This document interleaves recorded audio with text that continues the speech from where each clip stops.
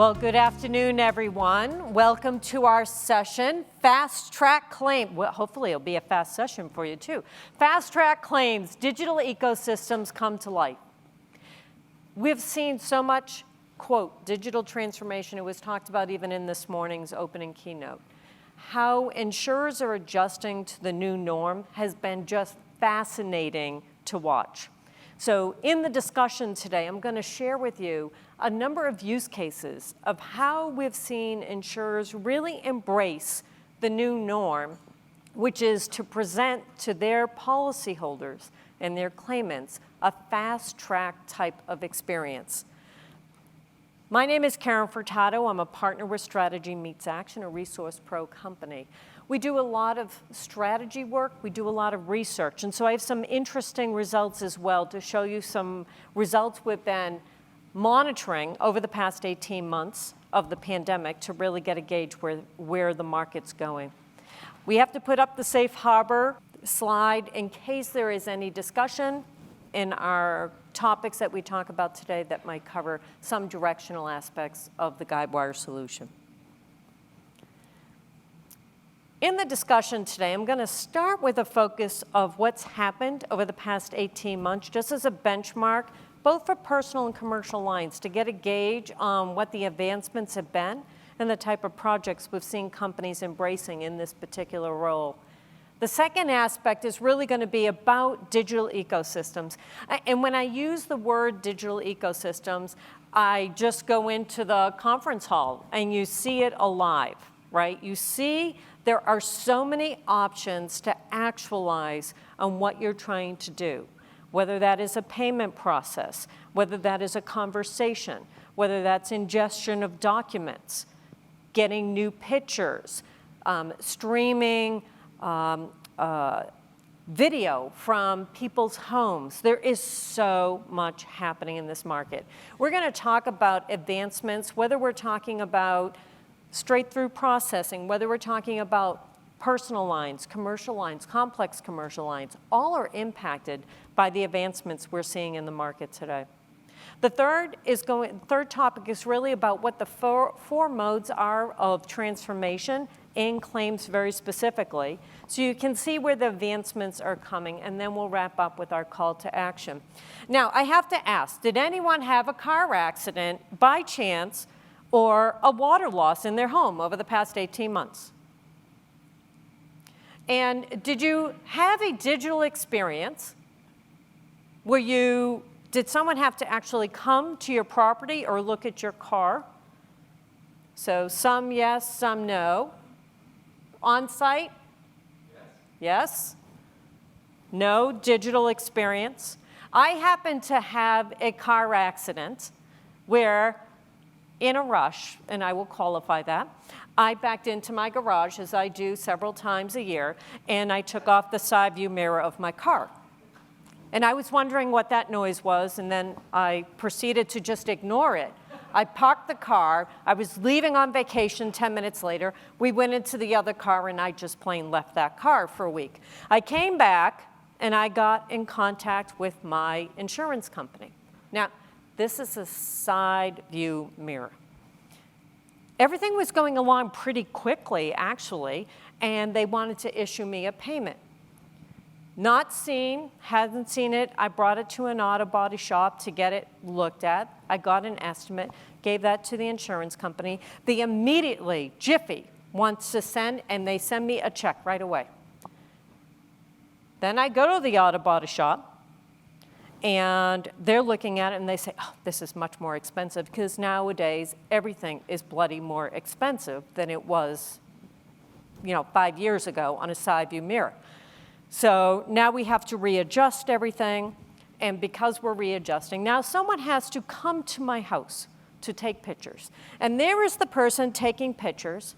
He's going around all four corners of the car. I asked him when he was going to take a picture of the side view mirror. He's got pictures on the inside. He's got pictures of my odometer. Thank God I have a clean car. And I'm asking the guy, what are you doing with my car? Like, it's a side view mirror. I could take these pictures. If you just needed the pictures, I could easily take the bloody 3 pictures you probably need of this.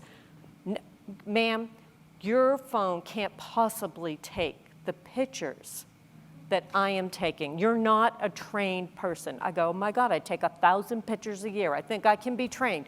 Take it from this angle, this angle, this angle. I don't know what's complicated. So he's fighting for his existence because he knows my phone's about to put his business out of business.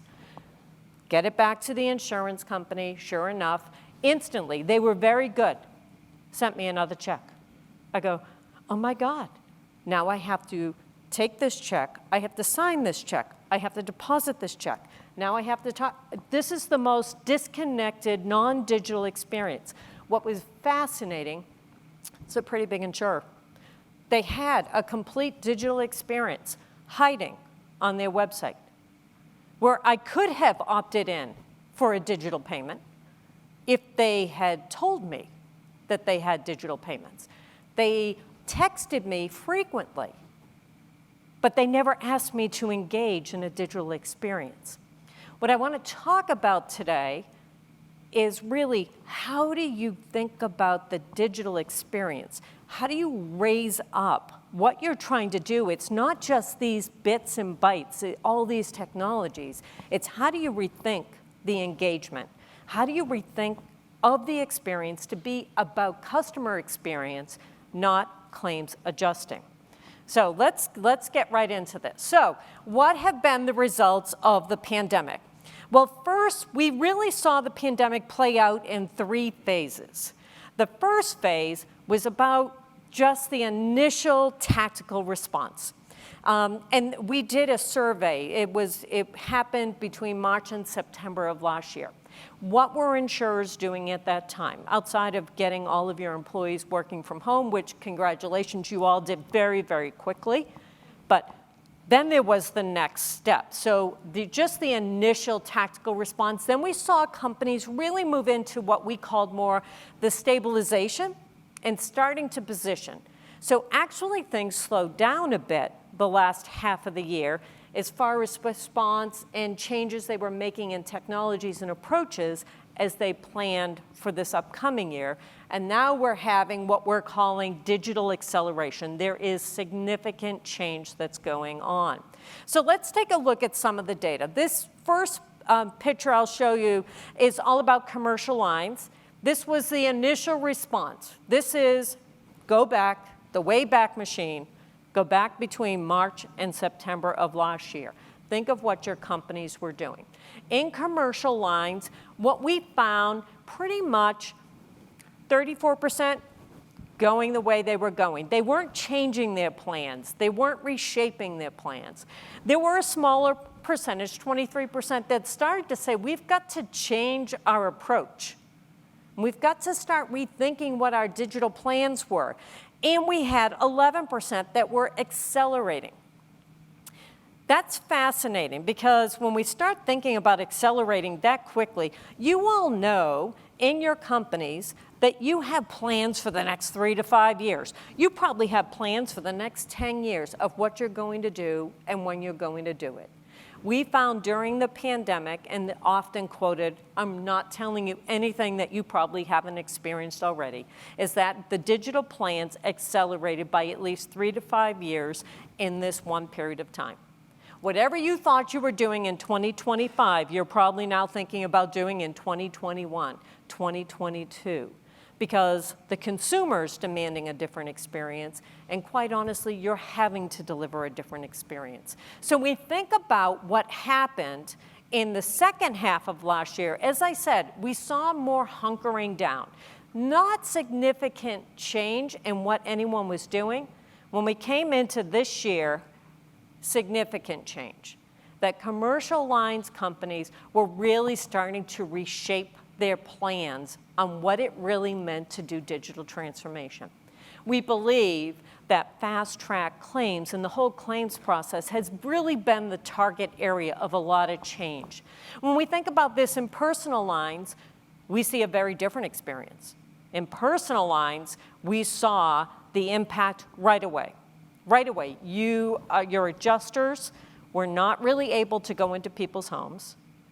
They would go look at some cars. Some of you have had various different experiences during COVID if you had that situation, that immediately we were starting to reshape plans.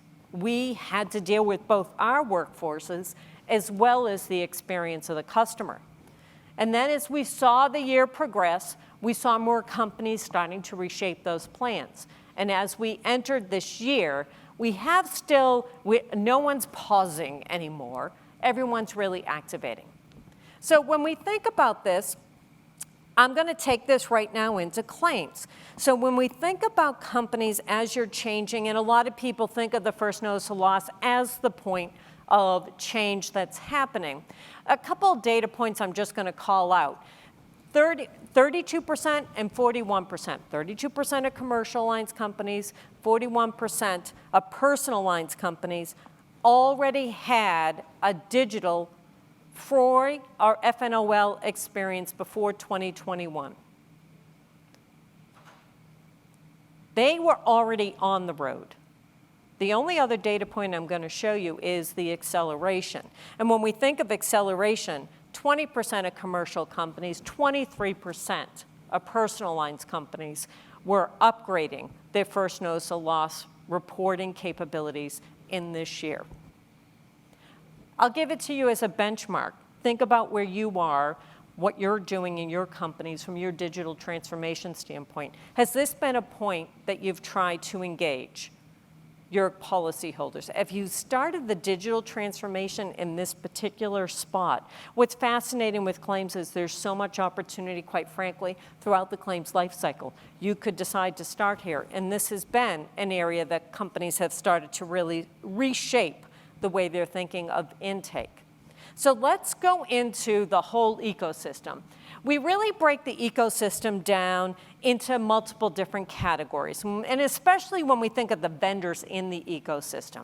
We have clearly initiation. So this is all about first notice of loss, coverage verification, triaging assignment. What is the process that's being used there? That middle category is really all about estimation. How do I get to a quick estimate? Whether it's personal, commercial, how do I reserve? How do I investigate? How do I have to think about my process differently? Our next category is about settlement and recovery. How are you going to pay?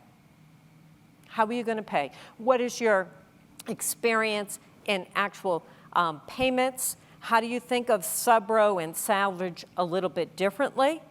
That whole settlement process has been an area of significant change over the past 12 months. We'll go into some of the reasons why. And then we have what we'll call the specialist support areas: litigation, fraud, SIU, medical bill, compliance, CAT.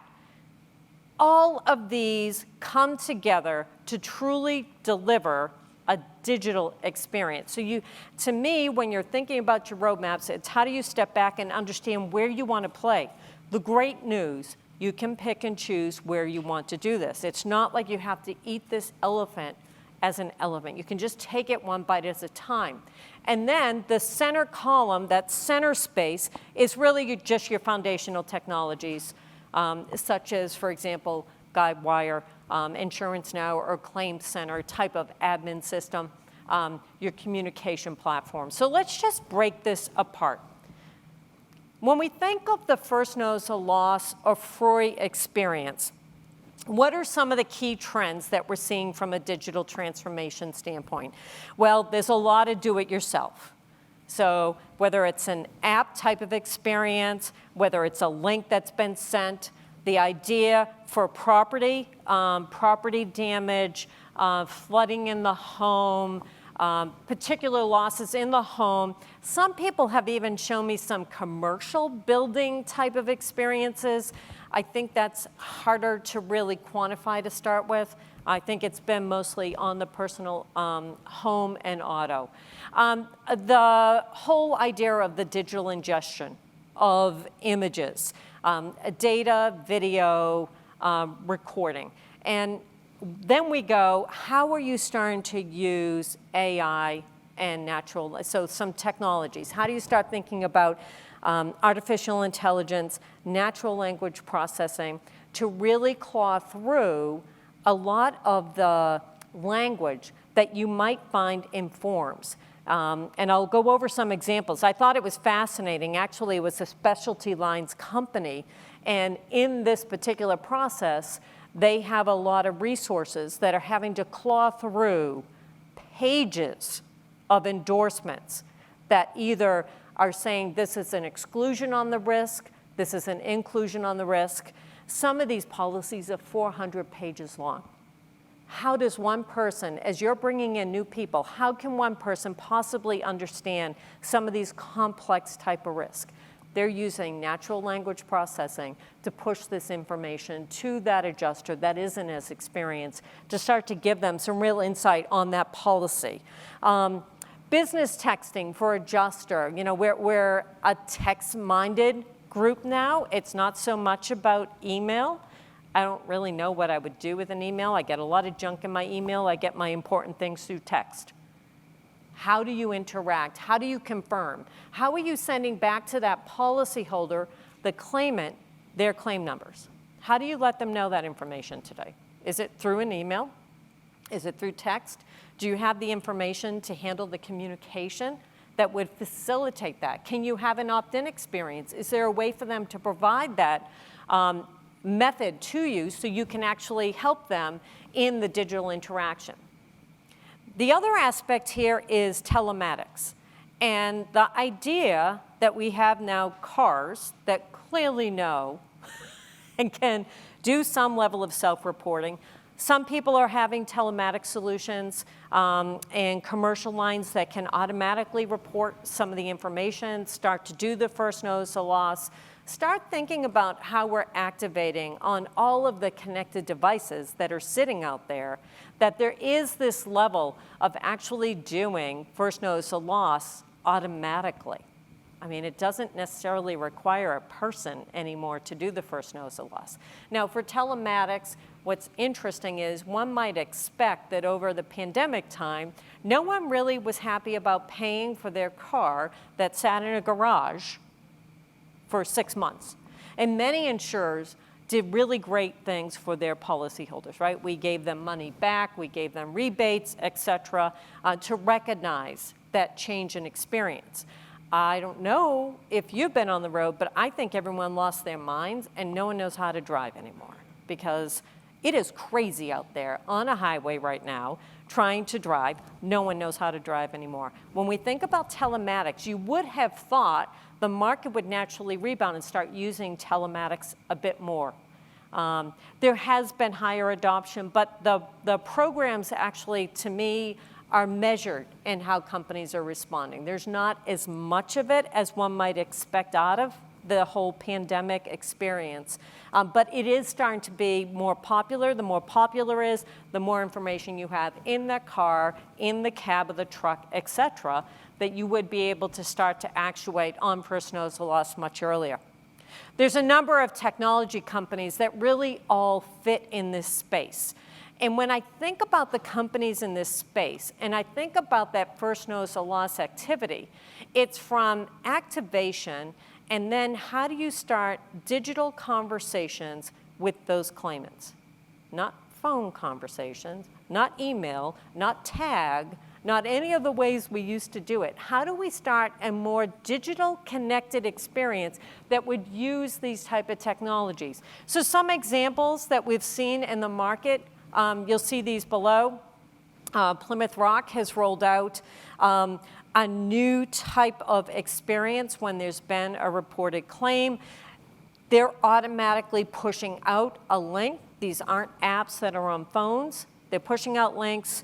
You're able to react right to the link, and you can start a conversation and start reporting coming in. American Modern with LiveGenic. I mean, LiveGenic is obviously a lot of video streaming, especially when you don't want to have to send an adjuster into a property, commercial property, or a personal home. How can you get the same level of video capture out of that? How do you start thinking of using that technology? OmniUS and AmTrust. This is a great example of natural language processing AI-driven approaches, reading through reams of paper to bring to that adjuster much faster insights than if they had to read that information by themselves. It also provides us a way to start to think about, how do I use unstructured data? Pictures are unstructured. Conversations are unstructured. How can I start to create and mine that kind of information? Liberty Mutual, work comp. They have a whole video series. They automatically spin up for injured workers. They have no relationship with this worker. It tells the injured worker exactly what to do in the process. And then the last is Peel Mutual in High Marley, an example of a conversation platform where you can have real-time engagement. Many of these technologies are sitting in the hall now. The great thing about being in a Guidewire ecosystem is that they can give you the accelerators, they can give you the adapters, they're plugged into the experience so that you can easily activate on these type of technologies. I think one thing, especially with first notice of loss and quite frankly with any of these areas, it can be overwhelming. I find that the biggest challenge insurance companies have is, how do I prioritize this? How do I know which one thing to go after?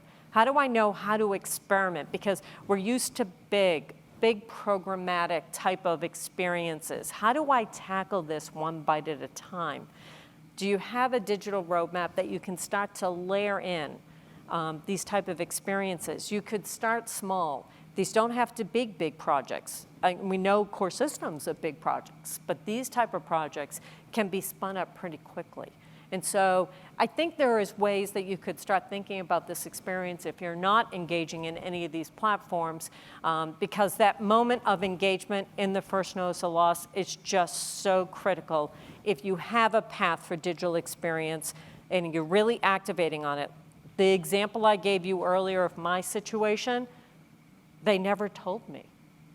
They never told me. I went on their site to find, oh, you could take a picture in. No one ever said, hey, go on our site. And we, like the text communication. And I know that a lot of you are doing a lot of work in customer experience, personas, really trying to understand how that engagement model should work with your policyholders. This is a perfect area to start to utilize this. And at least triaging in small value type claims. When we look at investigation, estimating, reserving, a number of these tools are getting very advanced. And so they can tie and automate the evaluation of an image into an actual dollar amount. It's not as labor intensive as it was in the past to get an estimate. Virtual inspections are heading to be the norm depending on the type of situation you're dealing with.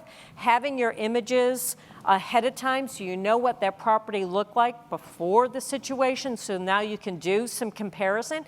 And better yet, technology can give you the comparison. It can already tell you those homes that you previously had inspected and what damage they are now rendering, whether that's new damage, old damage. You can then cross-reference it to any type of weather information and really be able to be very precise in how you adjust any type of home experience.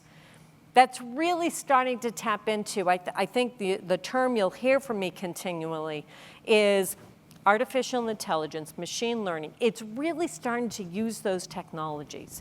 And these are great ways to use the technology to really start to actualize and move forward in the estimating process.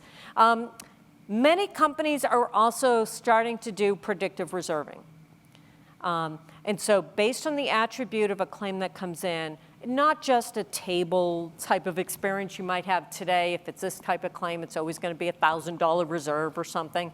You know, using the information to help give you, and certainly Guidewire has some solutions that can really help you with some predictive modeling of reserving. We're seeing more companies start to use that in the reserving process. So again, these companies, these tech companies, are really advancing. They're not just staying in the swim lane, let's say, of estimation. They're starting to branch out, and many of these companies are starting to work with the first notice of loss aspect. They're automatically bringing that information into the estimating process. What typically would have taken anywhere from 5 to 8 days is taking about 2 hours. It's an amazing transformation if you start to think about the time and effort that's involved in these type of services. So I give you a few use cases here. USAA, Google Cloud. Boy, the mantra has certainly been digital transformation and cloud transformation. USAA had worked with Mitchell to really start interrogating, using the power of the cloud to really take a look at images and understand what the impacts were of the damage and what the real parts and costs were going to be for that situation. Hanover and Carpe Data. We have Allstate and Eagleview. Really looking at what the virtual inspection process was. The use of drones. You know, it used to be drones was like all the new rage. Now it's just assumed that you have these images. And so if you're a property writer, commercial, personal lines, how do you get the images so you can really advance the claims process as well as the underwriting process?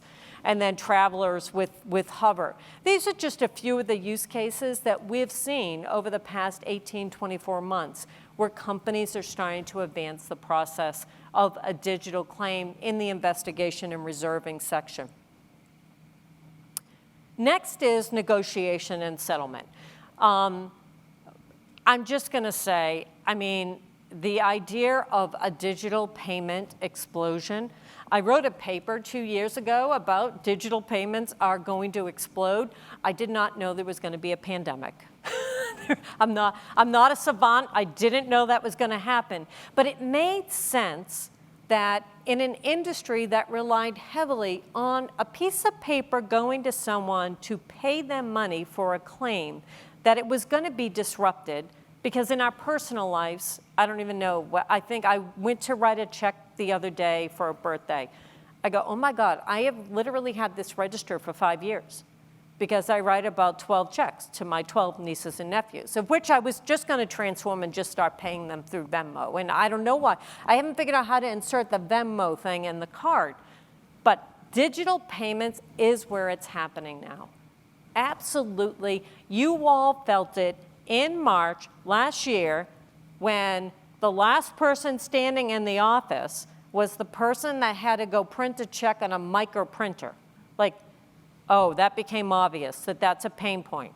And before you would have maybe inched your way into doing it, now you just see it as a mandate. You probably look at it and say, oh my God, we're still printing checks in this day and age. This is another area. It's an easier one. You can just pick the digital payment aspect to be one that you start your digital transformation on. And this is where I'm saying you can pick your way into this process. You don't have to go the full expanse of all the capabilities that you have.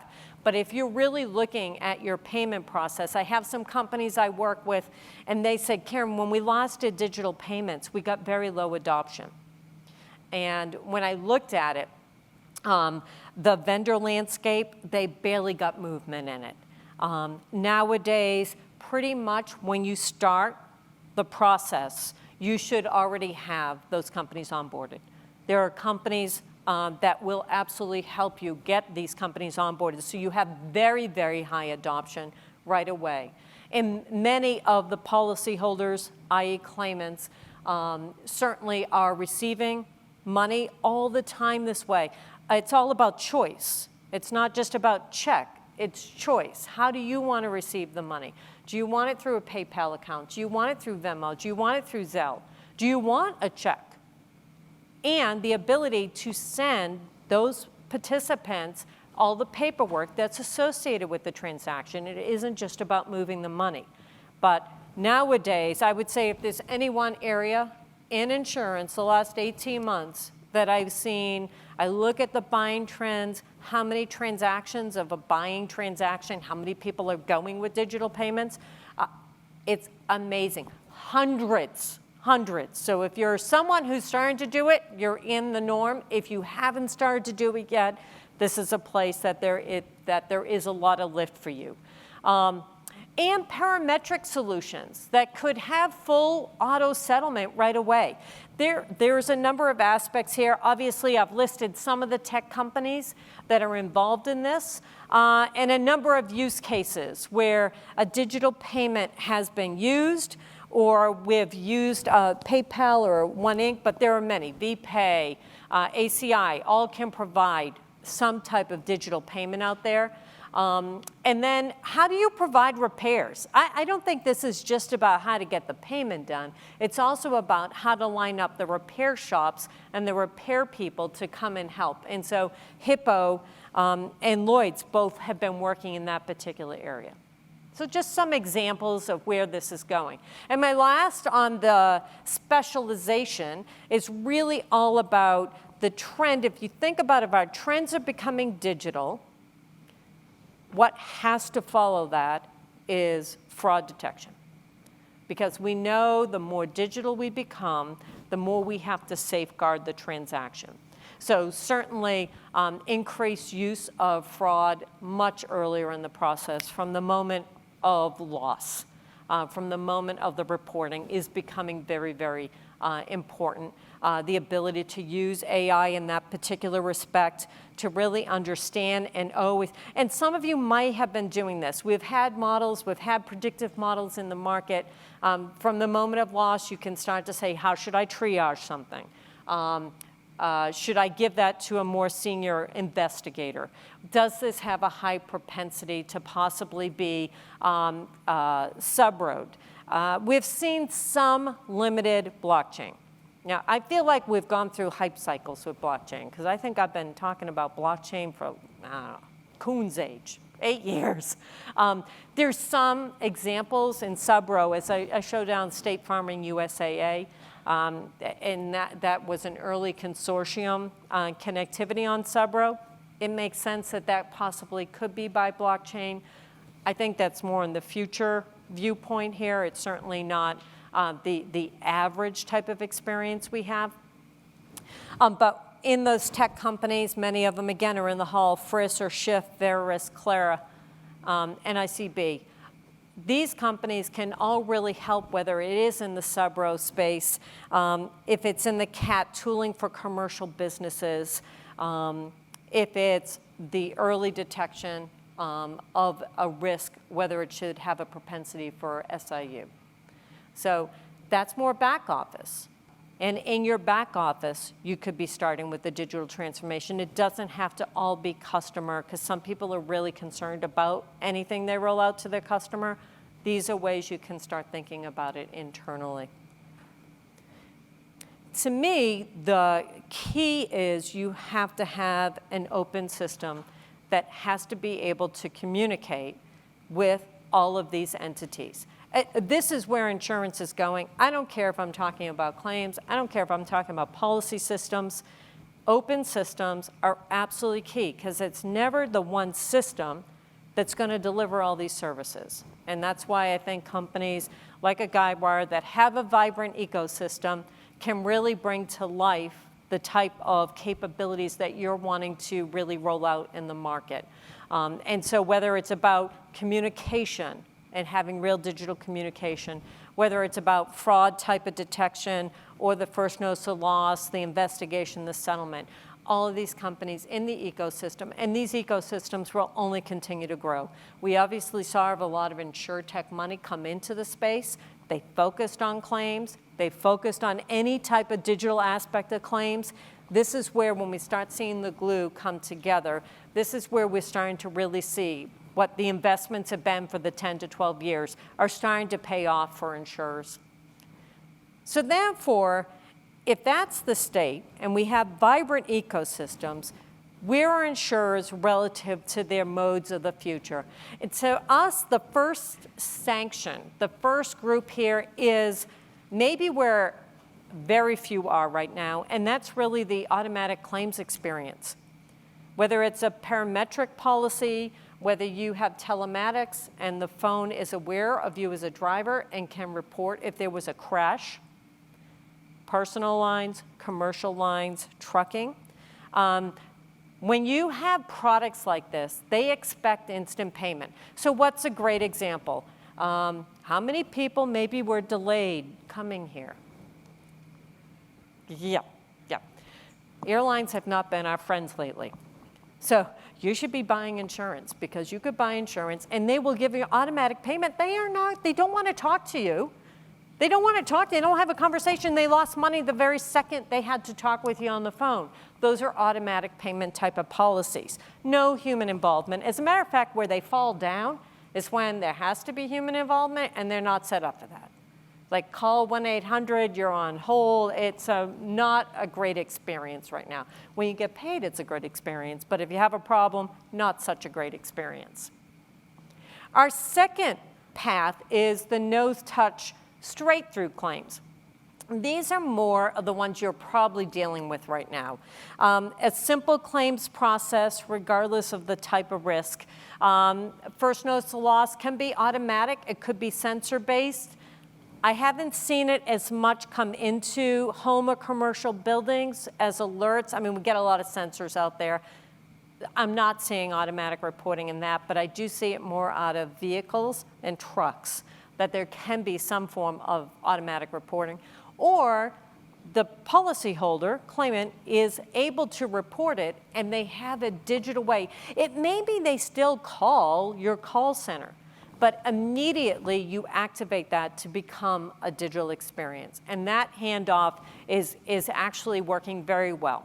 And so what type of technology? It's more, you're going to need to use some AI to really be watching this and to move the whole process along. There's really no human touch in this process either. You all have done this 100 years ago with windshield claims.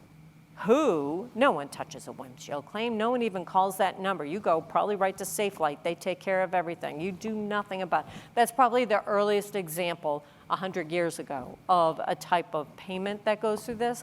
But many can be triaged now this way for very light referrals. We have then the self-service group. These are getting to be more complicated claims, but someone is opting into an experience. So it could be a chatbot, it could be you're having conversation. You're not going to handle a liability claim typically this way. It would be more property or auto or truck type related type of adjusting process. And our last group is the very traditional model. I'm going to call into a call center. I'm going to be very complicated. I think the parameters to start to think about is which of these claims for you can be technology driven, which require human intervention. Technology isn't displacing any compassion, empathy, anything in a complex claim. You need people to do that. But we have fewer resources that we're dealing with nowadays. We need to be able to have our adjusters focus on the really key claims they must focus on and get rid of the noise. No one wants to have to talk to the people. They are looking for digital experiences. We need our claims adjusters to be more effective. This is a win-win overall for anyone who's opting into a digital experience. So what's my call to action? The first is we have to keep people front and center. It's not just a push for technology. The empathy and the experience is critical, but we have to start using outside-in lenses. It's not about, what makes our adjuster more efficient. It's what makes that claimant having a more, honestly, a delightful experience. How do you be that type of insurer that can really engage your claimant, your first party claimants at the place they want to be met? The second is automate the simple. We've got to drive the noise out. It's really about digital experiences that AI can help enable, that we've got to start driving that process. First notice of loss through settlement. Wherever you can, start to think about that. And the third is really about AI's here. It's not a future vision of how we could use technology. Almost every technology has some form of AI or machine learning baked into it. You'll be able to really start to create your right blend of where you're using people and where you're using technology. I'd like to thank you all for being here today. I really hope you enjoy the rest of your conference, enjoy tonight's events, and I look forward to seeing you all throughout the conference. Thank you very much.